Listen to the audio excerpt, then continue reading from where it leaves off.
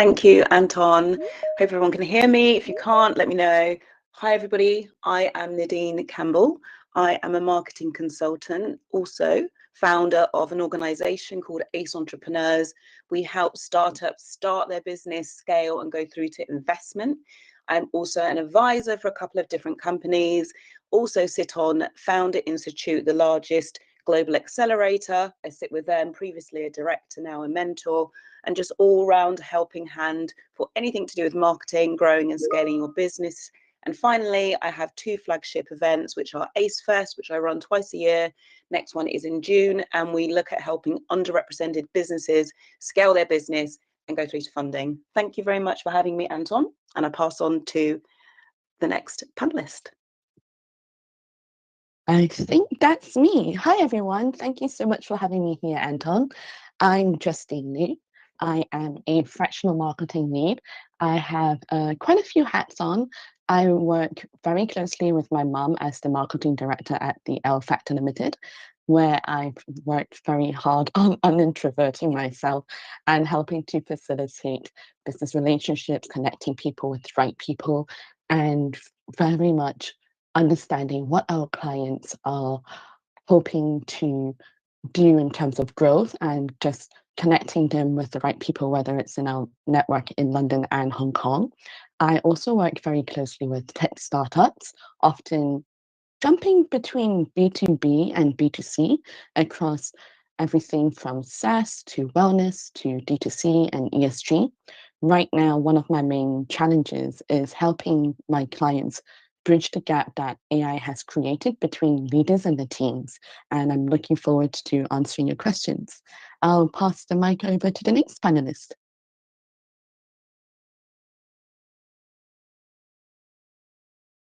I'll take the baton. Thank you very much. Yeah, thanks for having me, and great to meet everyone. Yeah, I'm John. I have recently left MoneyHub, where I was there for 8 years. We grew the business from 10 people in a kitchen with no clients and no revenue to over 130 people, over 100 clients, and ranging from small fintechs and other startups all the way through to some of the largest financial services firms in the UK, Lloyds Bank, Legal & General, Standard Life, and even branching outside of financial services into telco with clients like Vodafone. So yeah, I was when 10 people in a kitchen. I was the wearer of many hats. I was leading our go-to-market strategy and really defining, the value proposition, what open banking and open finance would mean to an industry that had never heard of open banking and open finance before, and really finding why anyone would care about this brand new kind of technology or brand new legislation. And from there, I took the time and focus into identifying new markets and new opportunities for this technology so that MoneyHub can continue to grow and scale. And now that I've left MoneyHub, as I say, after 8 years, I'm currently doing some freelance and fractional work on advisory boards whilst I look for my next big adventure. So yeah, lovely to meet you, and I will pass over. Thank you very much. Last but not least, Jagdeep, please. Hi everyone, this is Jagdeep Bambra. I'm based in the UK. In terms of my background, 25 plus years across various industries, sectors, geographies. I run a few companies in the UK in terms of consultancy, advisory, and myself, I work as a fractional CTO across a few organizations, including health tech, femtech, banking, spatial intelligence, and defense. I also run my own edtech company in the UK, which is focused on Indian history, heritage, and martial arts. What do? I mainly work with the CTOs, CEOs, board level members of various organizations, and the idea is to get the company into a good place. So this could be anything from improving return on investment, reducing total cost of operations. It could be innovation, implementation of AI, and ultimately the idea is to get the company to a stable state. So that's myself in a nutshell. Thank you. Thank you very much, Jagdeep. And you've just spent quite a while on was it a self-discovery journey, or? Oh no, so I was in India for about 2.5 months, mainly focusing on my app and doing a lot of research as well. So yeah, I literally came back a couple of weeks ago. That's good. That's good. Well, thank you very much to everyone for tuning in today. And for the others that are in the audience, why don't you actually drop your LinkedIn as well in the chat with simply, obviously, we can see your name, or you can, if it doesn't show on the list here, you can type your name. But the idea is tell us where you're based, put your LinkedIn URL, and if you are a founder of a startup and there's a name out there, put the name of the startup so we can all kind of connect with each other. On the other hand, just before we go on to the questions, we've got quite a few questions that were sent in to us, some that have just been typed here. Oh no, actually, it's okay. So we're going to go through to some questions, but just before that, perhaps our panelists would like to give us their do's and don'ts. Please give us one each, and don't worry about repeating them. For example, for Nadine and Jagdeep that have been here before, don't worry about that. And please try not to say this is a do and a don't. So try and find one each, and let's keep it to a minute each. So we can start with this with Jagdeep. then Nadine, then Justine, and then John, please. Hi, yeah. So I think this applies to pretty much most organizations of various maturities. But I would say always make sure that you have clear goals, and these goals should typically follow some kind of framework, either be smart or otherwise, in terms of specific, measurable, achievable, relevant, and time bound. And it's always make sure that these goals are set. They may be organic, in other words, you may have to modify them, but always make sure that you're always aiming for something or some tangible deliverable or KPI. So that's mine.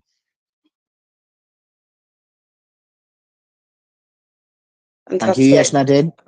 Yeah, I would say when you're starting your business or growing your business, there's an absolute need to test and test again.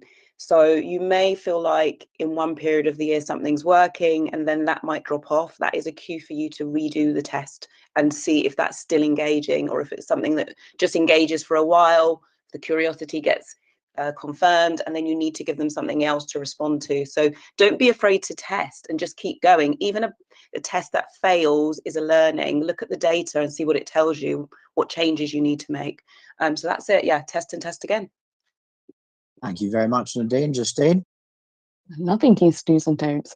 I think that one of the major don'ts that I have noticed, especially with teams using AI, is something I would suggest: don't publish AI content without editing and fact checking it with a subject matter expert on your team. But do you pay attention to what you share with AI, especially with your IP in mind? Otherwise, you would have spent millions on your branding and, well, you sound the same as everybody else. Last but not least, John, please. Yeah, so in terms of do's, I think you have to stay or be very laser focused. If you are in the kind of startups kind of space, you've got probably very limited resources, and you really need to have a clear strategy as to what you want to achieve and stick to that, or at least be laser focused on that. But I think the don't is, conversely, don't be blindly wedded to that strategy. You have to be flexible and agile and be able to pivot. But if you've got that strong strategy in place to start off with, changing that strategy and deviating from that strategy is a measured and sensible decision based on the strategy. So you can go, right, okay, actually we need to stop doing this, or we need to change this and start doing this. Don't just go, we'll do that as well, we'll do that as well, we'll do that as well, because all of a sudden you've got shiny thing syndrome and you have no focus, and you're just trying to herd cats. So have a strategy, stick to it, and if you need to pivot, drop something.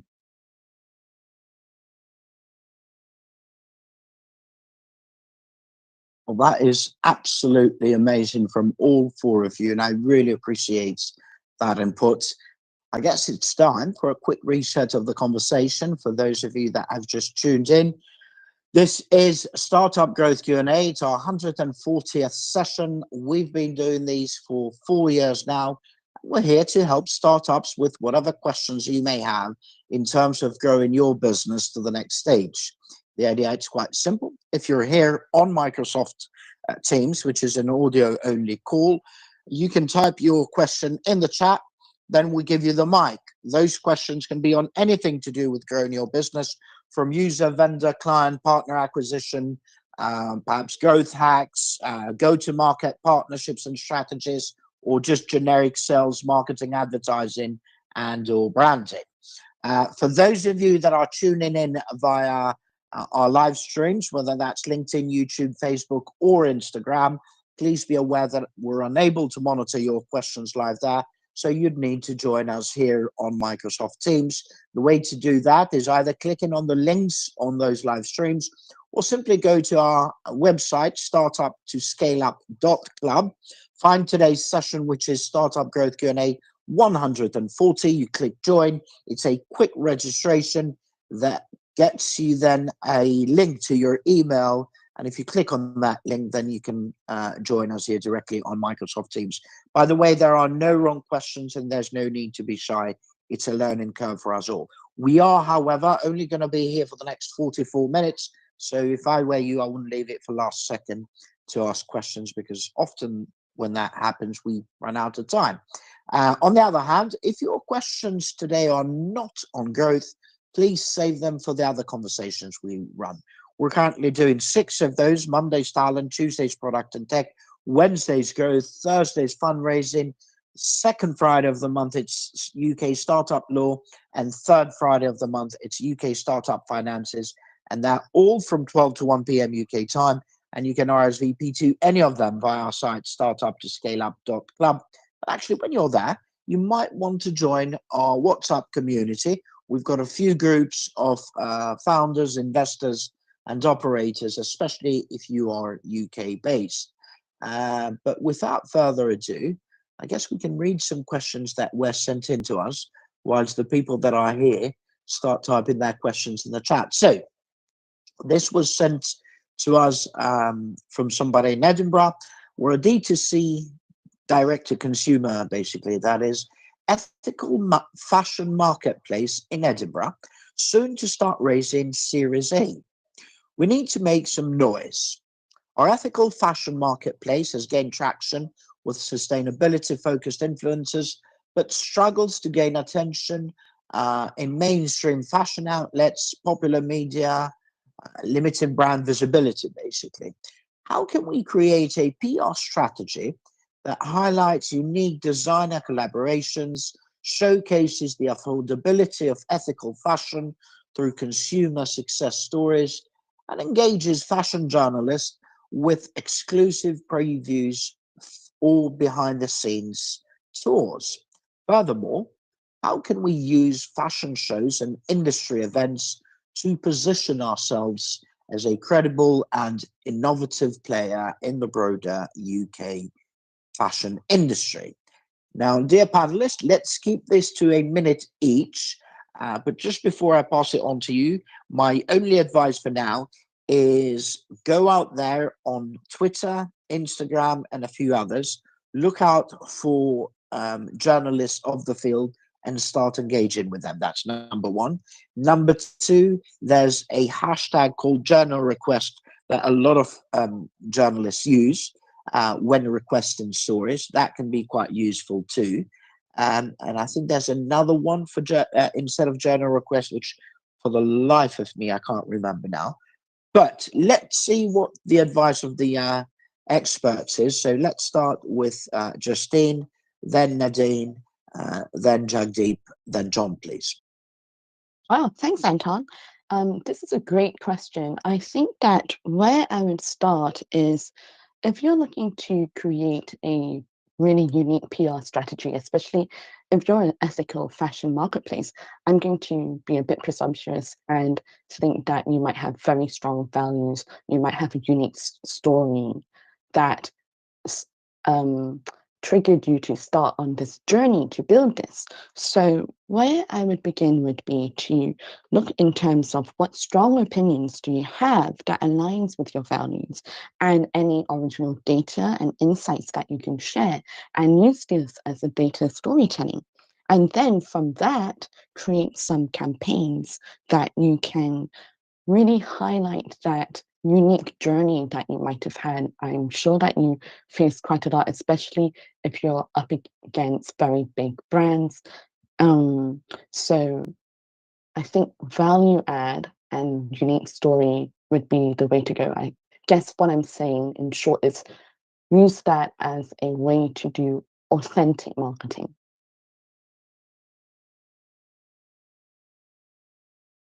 Right, I'll jump in. That was some great ideas. I have a alternative thought for this.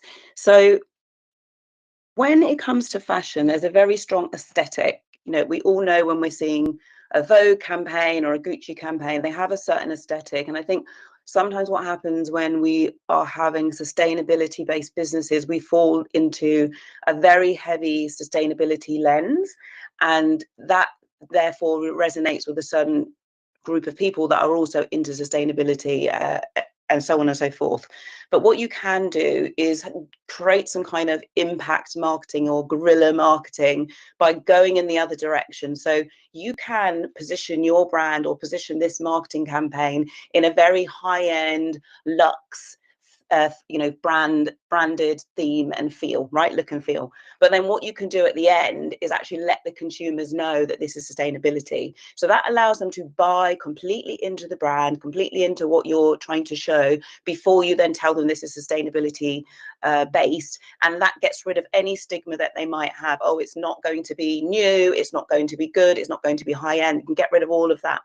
There's a lot of noise happening right now about what happens to fashion, and there's landfills in very places that are not necessarily where we are living, that is filled up with fast fashion. So we can, putting that kind of image right at the end, is this what you want to do? Is this what you believe in, us dumping all this fashion into landfill? No. Well, actually, we're a sustainable company, and this is what we stand for. We stand for having better practices in fashion. So reel them in with something very luxe, very high end. You can do a fashion show, make it completely normal, like it would be a high end fashion brand, and then at the end you say your message, because that will give the shock value, that will create PR, and that will create noise in the market. So just go big and go bold. Go with it.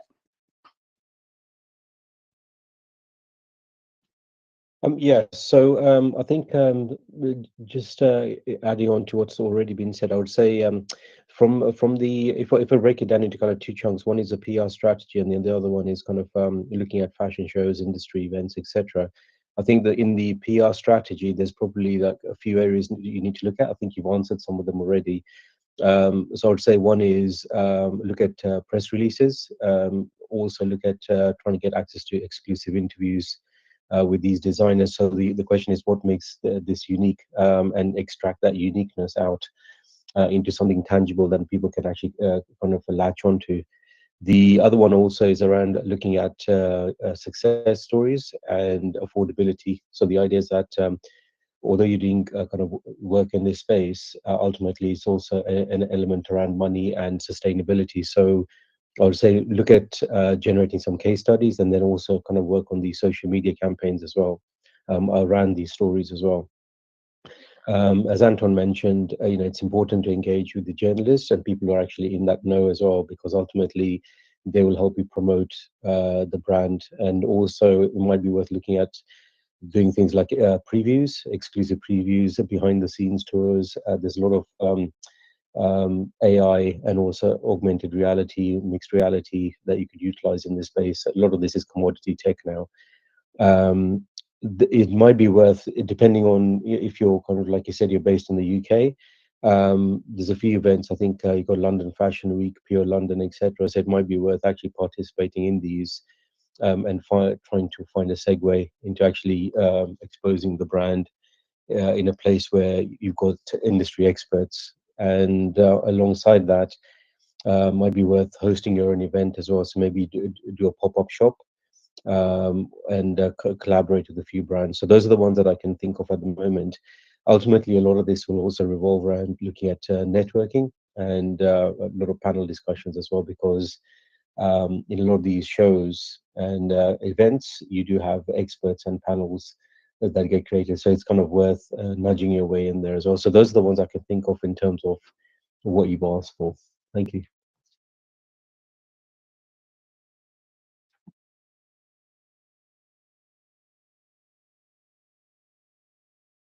Yeah, and John, I suppose, sorry, yeah, finally, I think just to kind of build on what Justine said is I think the authenticity piece and having a story to tell, I think is massively important. I think, ethical fashion and sustainability is so hot right now, and such an important thing that people feel passionate about. But you almost have to use that as a way to cross the chasm into the mainstream, because you could find yourself kind of in quite a niche. I think it feels like you've got a really great kind of product and business, but you're trying to now shoehorn it into a traditional industry. Kind of like feels like you're doing very kind of similar things to what every other fashion kind of company trying to break into the industry is doing. And can you use the ethical and sustainability angle to to actually kind of be a little bit more guerrilla, be a bit more pirate about it, and actually kind of try to use that to create your own story. You know, I think the thing that stands out for me is when in your question you asked, how can you position yourselves as credible and innovative? Is that what you want to be known for, or do you want to be known for something a little bit more kind of dramatic and a bit more, you know, is that when people think of your brand, do you want them to think credible, or do you want them to think kind of like, you know, an amazing brand, you know, kind of you know, trailblazers in sustainability and ethical fashion? So I think I would definitely take a lot of kind of a very guerrilla approach to it, to try to actually differentiate yourself from what is quite a noisy marketplace already. Well, thank you very much to all four of you. This was absolutely amazing and spot on. Really appreciate that. We now have 33 minutes to go. If you have any questions in how to grow your business, you need to start typing those questions now in the chat here in our Microsoft Teams call. It's a live audio only. And again, a reminder to those of you that are tuning in via the live streams, whether that's LinkedIn, YouTube, Facebook, or Instagram. Unfortunately, we're unable to monitor your questions there live. So you need to join us here on Microsoft Teams. It's audio only, which means if you're like me, you don't need to spend 2 hours in front of the mirror before joining. So just go to our site, startup2scaleup.club. Look for today's session, which is Startup Growth Q&A 140. Click join. It's a quick registration, and then you type your question. Well, you'll then get an email with a link. Through that link, you can join us, and then you type your question in the chat. By the way, like I said, there are no wrong questions, and there's no need to be shy. We'll now go on to another question that was sent in to us. Sorry. Another Scott. Okay. So this is, okay, we're a Glasgow B2B fintech for invoice management at pre-seed. Our situation is that SMEs don't seem to see the value, hence are quite reluctant to digitize invoice processes. So my question to your panel is, are invoice management platforms struggles to attract SMEs who are comfortable with manual processes? What go-to-market approaches, such as simplified trial periods, or maybe some kind of partnerships with other SMEs or other SME advisory services, and any kind of integration with widely used accounting software, could we adopt to increase adoption? Okay, to increase adoption and demonstrate value to these small businesses. So I'm reading it out loud for the live streams, but the people that are here can read this in the chat. So with this one, we can go on to John, then Nadine, then Jagdeep, and then Justine, please. John? Excellent. B2B fintech is definitely my safe space and not ethical fashion. So hopefully, I'm a bit more comfortable on this one. But I think the situation that you've outlined there really speaks for itself. I think SMEs don't seem to see the value, hence are reluctant to digitize the invoice process. That would be my starting point, rather than a go-to-market approach. To be perfectly frank, I think if the SMEs don't see the value in it, then you don't have quite the right kind of the right value proposition being articulated. What is it about digitizing invoices that's going to make an SME's life easier? Like, why would they do it? What's in it for them?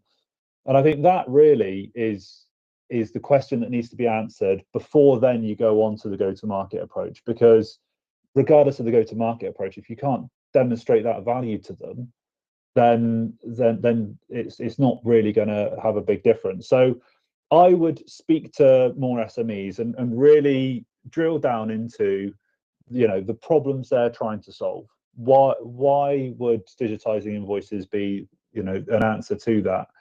And use that to really inform your collateral, your website, your marketing messages, and everything above. The kind of, it's a fairly simple kind of piece of equipment, but the value proposition canvas is a great thing to just sit down and fill out multiple times with multiple people and compile all of that information. And that should actually answer some of those questions for you. And then you can then start to think about the go-to-market approach. And I think, yeah, I've always seen great value in that one-to-one to many. So if you can get strategic partnerships with businesses that have a lot of customers already, have a lot of SMEs using their platforms, that tends to be a really great way of efficiently scaling the business and scaling your customer base and your potential customers. So I would be looking at kind of accountancy packages and those advisory services. But before any of that, I would really make sure you've got your value proposition nailed down and your message clear. Thank you very much, John. Next, I can't remember, was it Jagdeep or Nadine? It's me.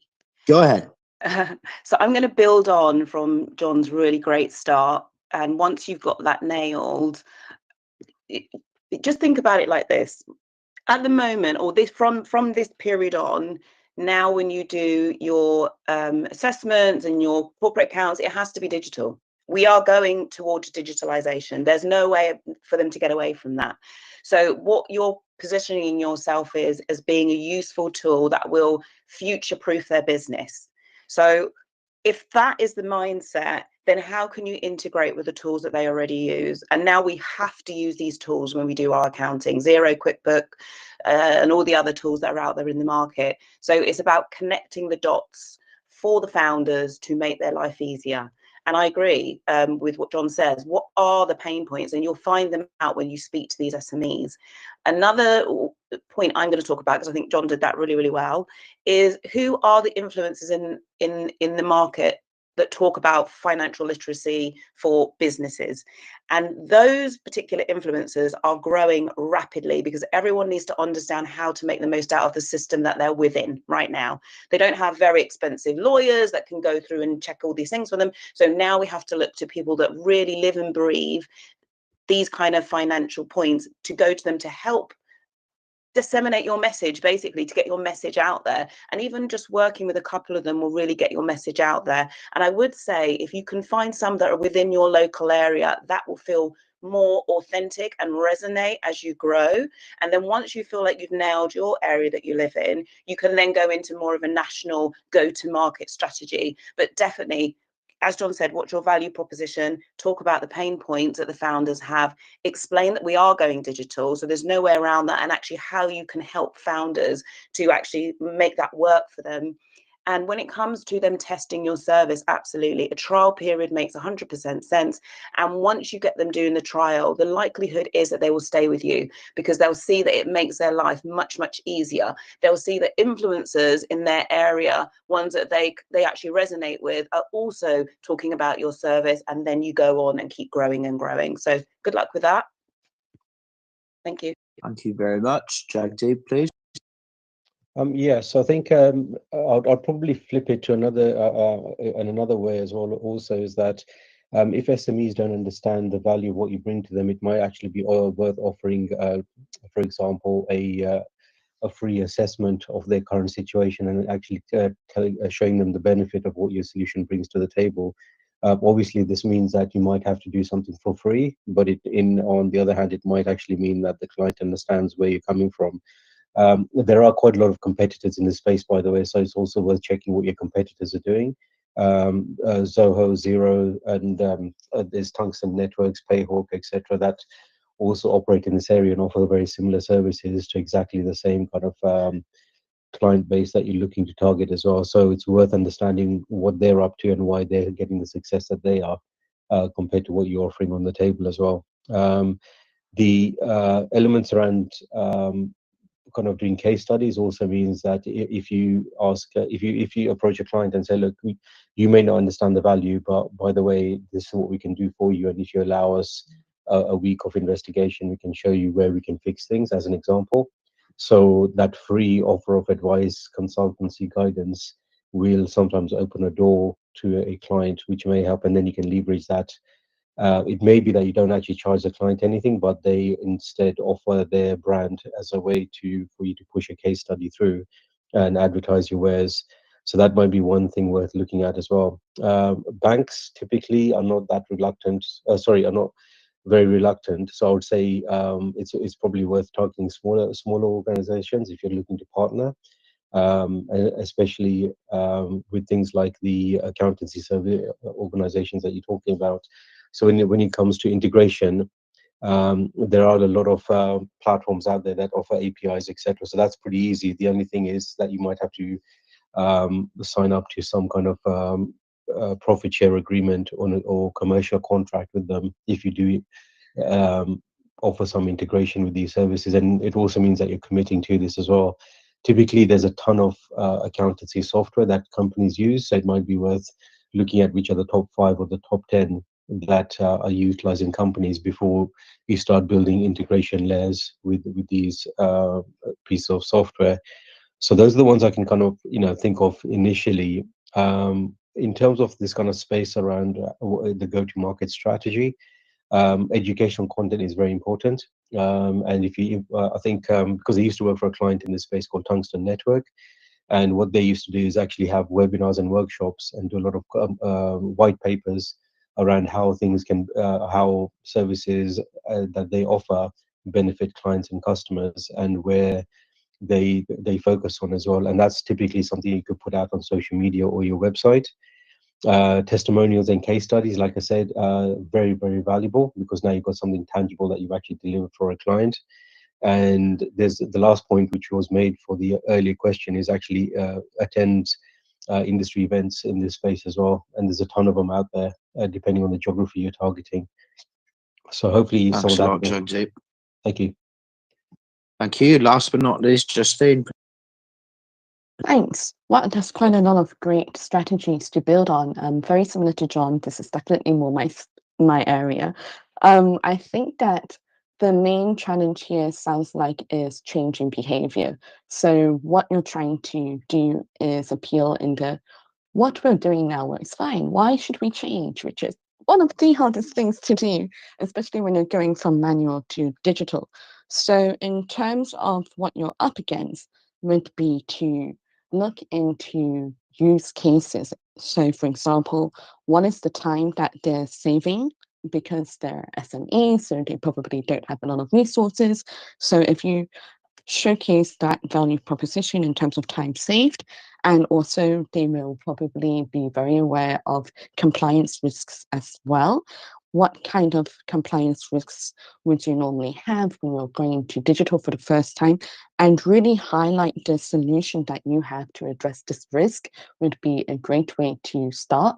If your potential clients are people who are just really not online quite a lot, then I would also suggest creating a space on your website where they can access your product in a mock platform experience way, and then make sure that you can kind of really have a feel for how your product works without any sign-up forms, etc.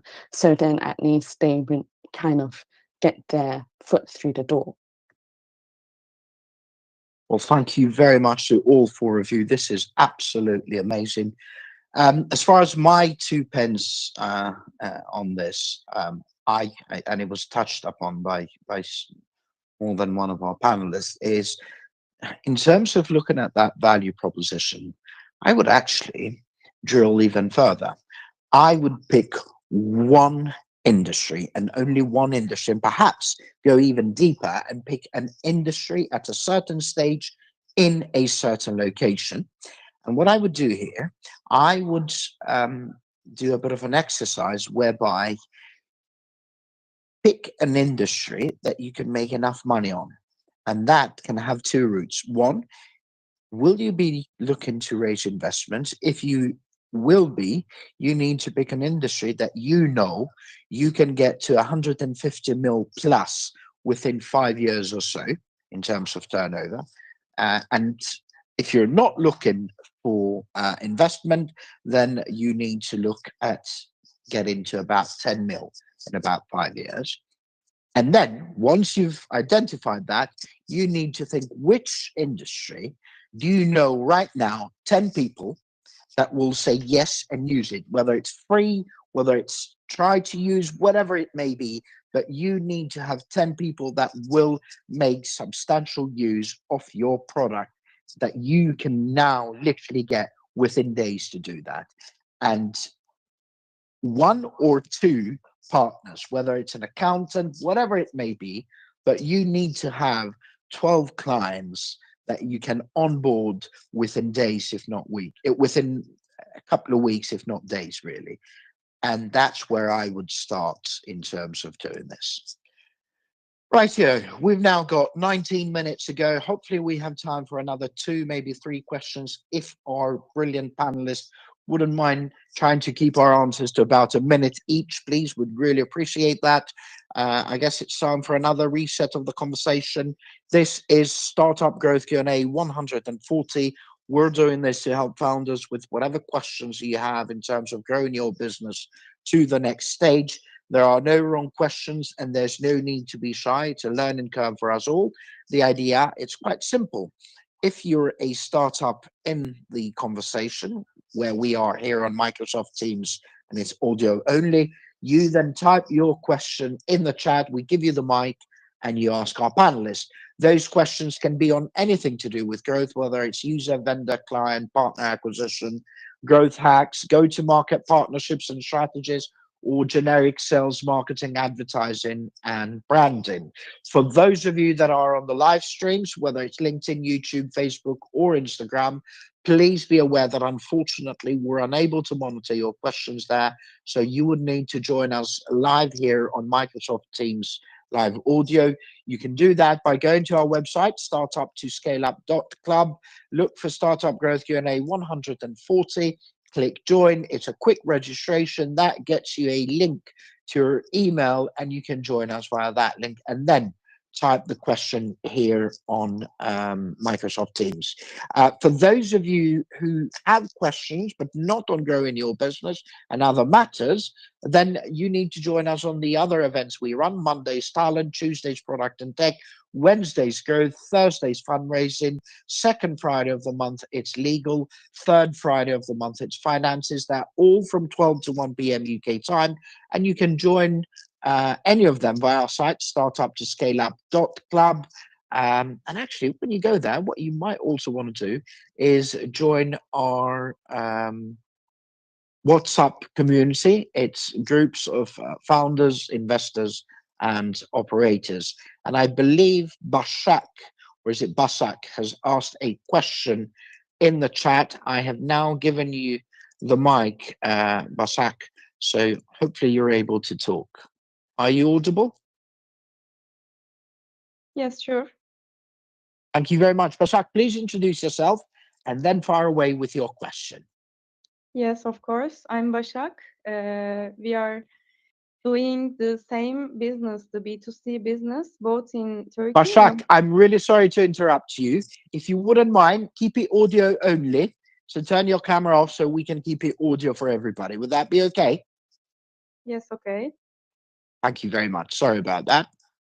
So we are based in London and also operating in Turkey.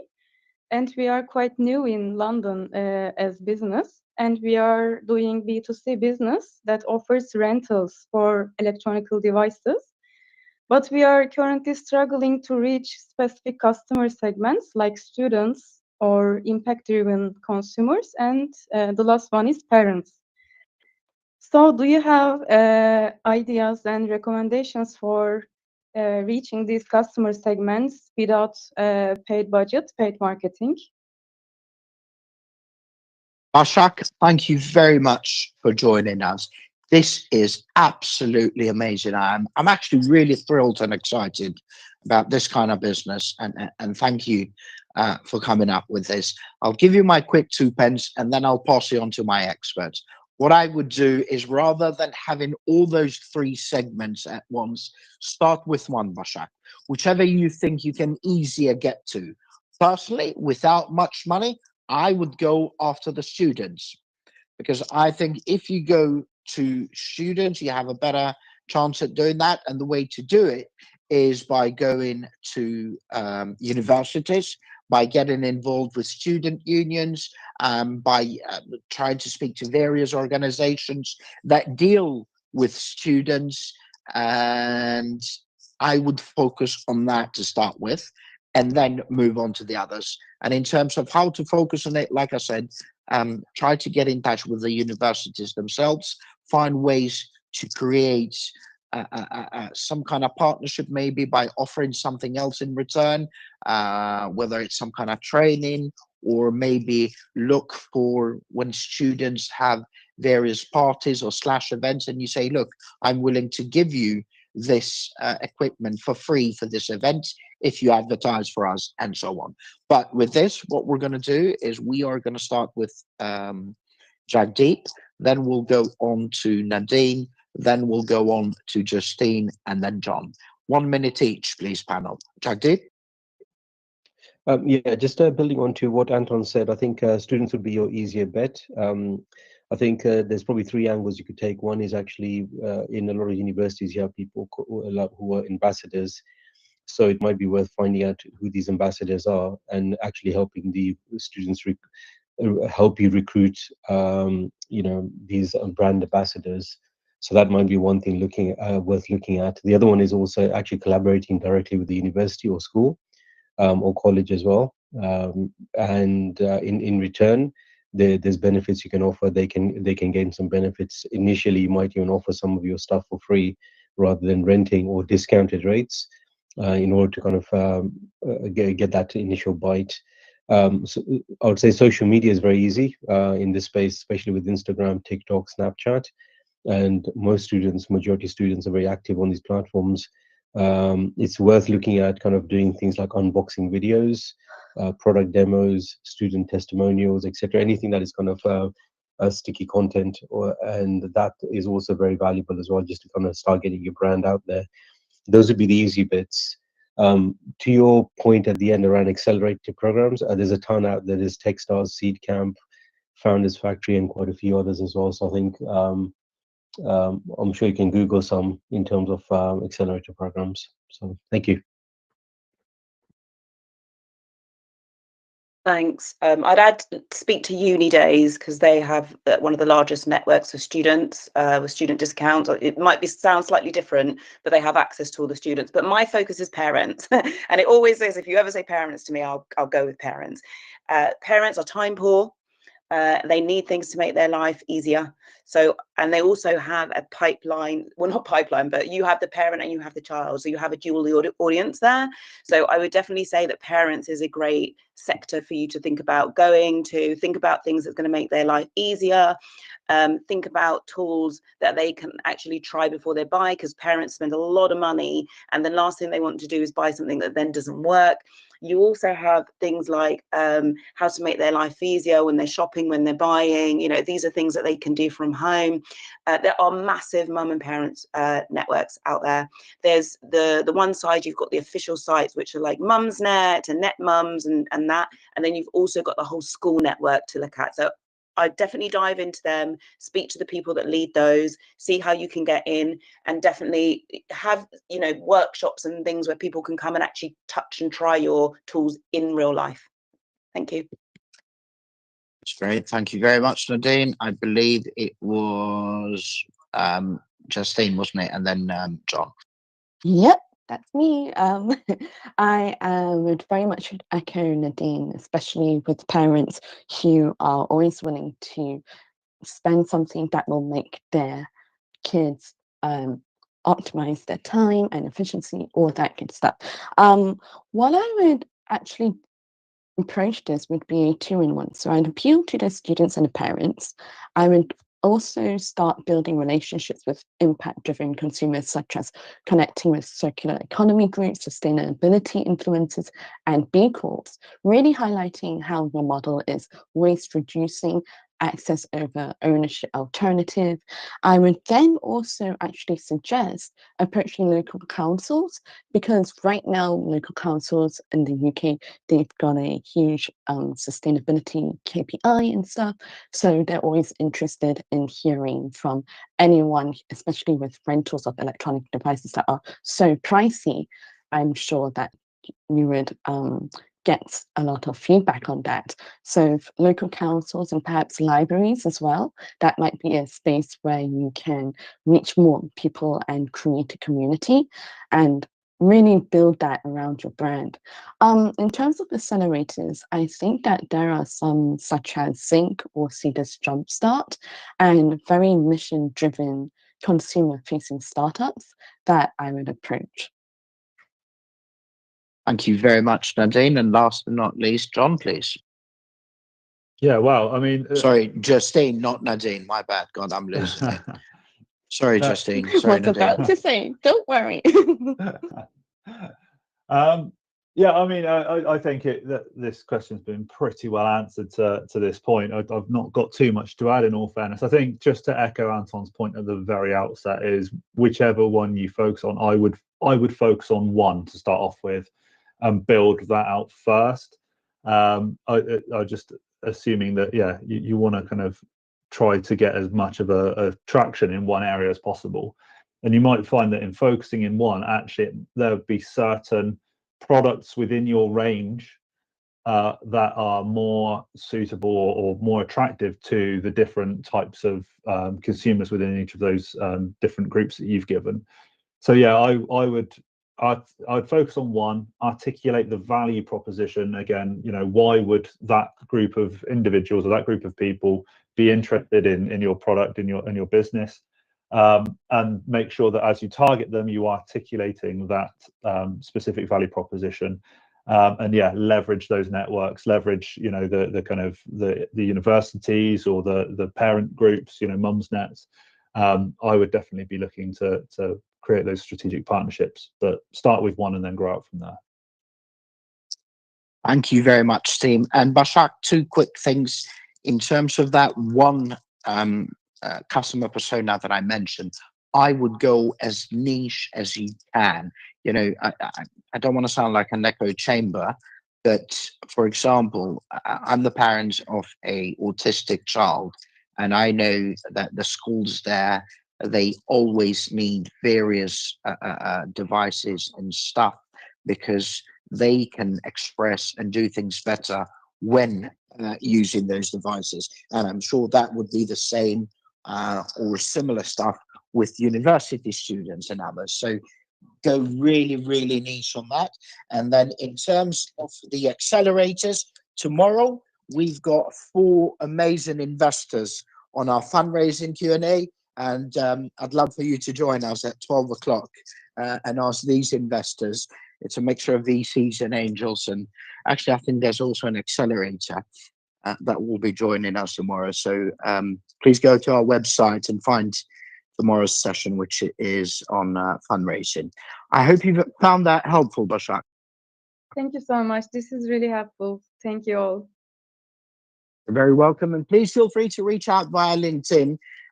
Maybe I can find some time for a 20-minute call if you think it might be helpful. And obviously, I'm happy to do that for free. But yeah, feel free to reach out on LinkedIn, and we'll see if in the next weeks or so we can find some time. Righty. Oh, I think we now have 6 minutes to go. Hopefully enough time for another quick question. And hopefully this time I won't mix up my panelist names. This is a question from another startup from, well, she says near London. Okay, so 1/3 co-founder. I'm assuming she means one of 3 co-founders of a seed stage SaaS startup for SME supply chain management just outside London. Our supply chain SaaS relies on partnerships with logistics companies to offer end-to-end solutions, but many providers are hesitant to collaborate. What strategies, such as co-branded pilot programs, flexible revenue sharing models, or integrations that enhance operational efficiency, could we implement to secure and maintain these critical these critical partnerships? I've just realized she followed up with another quick message saying that they have tried reaching out to a few of these potential partners, but it's not really working well. So on this one, we will have a less than a minute kind of each, I guess. So we can perhaps start with the ladies. We'll start with Nadine, Justine, then John, then Jagdeep, please. In honesty, I'm trying to get my head around this question a little bit. Can I go last? Is that okay? I'm going to defer to the next person. That's fine. Yep, that is totally fine. Justine, are you okay to go now? Oh, the pressure. Okay, let's do this. Go for it. Right. So if it's a partnerships, I'm going to be presumptuous and think that the main constraint here is lack of time. And this means that they might be hesitant in terms of the time needed to commit to pilots, learning new tools, or the resources that they have to assign internally. So with that in mind, what I would suggest is be really clear with the value that they'll get from partnering with you and have a few different time frames in mind to that. So maybe it's a 3-month partnership, maybe it's a 6-month partnership.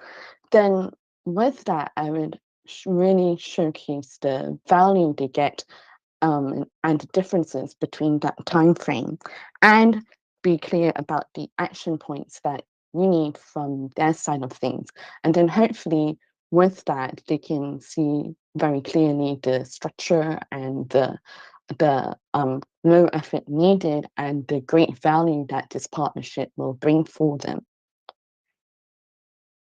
I'm going to pass it on to you, the next person.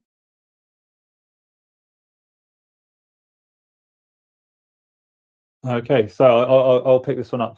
Yeah, so I think I would just love to really pick into the root of the hesitancy. What is it that these potential partners are telling you as to why they're hesitant to collaborate? I think that's going to answer a lot of those questions as to how to take it forwards. I've always found with partnerships that once you get away from that kind of alignment of goals, and it becomes a bit more of a kind of reseller agreement or something like that, you kind of stray away from the my definition of partnership. I think I've always tried to, when working with partners or trying to broker partnerships, is to make sure that kind of difficulty versus value equation is as heavily weighted towards value as possible. So make it as easy as possible for the potential partners, provide as much training material, collateral, marketing material, and make sure that any kind of integration times, lead times, anything like that are as short as possible. Because if the people in the business can't easily see the value in partnering with you, then that's probably going to pervade across the business, across all of those stakeholders as well. So yeah, try and make it as easy as possible for the partnering business. But I think first and foremost is really get to the root of why they're hesitant. Thank you very much, John. Jagdeep, please. I think Jagdeep's had to drop. So that's cool. Sorry, Nadine, go for it. Okay, I'll jump in. So yeah, okay. So this is basically a partnership question. Okay, so what I find with partnerships and at the beginning of partnerships when you're doing something new with a client is, as the other panelists have said, it has to be as easy as possible for them, and it has to have alignment to their goals. Now, it may sound like everything's everything's tilted towards the scale of the person you're partnering with, but what your job then becomes is to align your goals within what you want the other partner to do, so that you are both getting something out of it. But for the partner, it must seem like it is delivering for them. And I think our panelists have already said, is it very clear what they're going to get? Is it aligned to their own objectives? Can it be done in a short time frame, i.e. a test and then go into a proper full partnership? That's also very important, because a lot of times other companies don't want to really invest into a partnership they have no idea will really work. So if you have any examples of doing it before, that's great. If you haven't, could you do a small partnership with someone that has more of an agile approach to the way they're working, and then take the results to the bigger partnerships to say, see, this is what we can do, this is what you can buy into it, and you have a trial, let's test with you as well. That all makes the other partner feel comfortable. But yeah, just make it as short as possible, make it a trial, definitely go with that. So thank you. Thank you very much to all three of you. This was an amazing session, and I really appreciate your golden inputs. It is now 1 p.m., which means it's time to call it a day. If you have time, would be nice to hear some parting words from yourselves. If not, happy to let you go. Justine, would you like to start first, and then Nadine, and then John, please? Sure, I have been really enjoying this. Thank you so much for having me, Anton. Something I guess I hope might inspire listeners is actually, I used to be an introvert and things like this used to really scare me. So I hope that if you're tuning in and you're hearing this, this might be the sign that you need to push yourself out there, because it's been a really enjoyable experience. I'm glad you enjoyed it. We enjoyed you having you here too. So thank you for that. Nadine? I would say keep going, and you're doing a great job. That would be my final thought for everyone. I think once you're in the slog of trying to start up a business, it can feel like there's hurdle after hurdle after hurdle. But with each one that you get through, you're actually growing and you're doing a better job today than you were tomorrow. So keep focused on those small milestones and those small wins. Don't forget to celebrate them. It's all part of the bigger journey. Thank you. Here. Thank you very much for that, Nadine. And last but not least, John, please. Yeah, I absolutely echo that. I think that, you know, running a startup, growing a startup is admirable, and it's not always easy to recognize how far you've come and how far you're coming. So do take the opportunity when you can to stop and smell the roses, and really, yeah, kind of appreciate how far you've come and reflect on that. But yeah, just finally, if anyone's got any questions, queries, please feel free to hit me up on LinkedIn. I'm more than happy to build on anything that we've talked about today. Thank you very much. Huge thanks to everyone that tuned in today. Those of you that did it via the live streams, please remember to join us live here on Microsoft Teams next time. You can RSVP to any of our future sessions via our site, startup2scaleup.club. We run 6 regular sessions: Mondays talent, Tuesdays product and tech, Wednesdays growth, Thursdays fundraising, second Friday of the month it's legal, third Friday of the month it's finances. That all from 12 to 1 p.m. UK time. And like I said, you can RSVP to any of them via our site, startup2scaleup.club. And actually, when you're there, you might want to join our WhatsApp community. It's groups of founders, investors, and operators. And hopefully, you know, being in a peer-to-peer environment will help you sort some of the challenges you have, but also connect with others. Now, tomorrow it's Startup Fundraising Q&A. We've got 4 brilliant investors who will join us at 12 o'clock. So please feel free to join us then.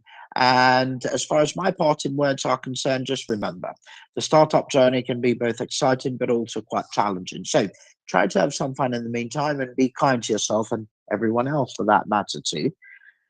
By the way, our Startup of the Month competition is now live. What that means is that if you are the winner, you will be featured in all our sessions throughout May. I think there should be about 20 or, I don't know, 16 to 20 sessions where you'll be featured, and hopefully not just get bragging rights, but gain exposure to potential collaborators, clients, investors, and all that jazz.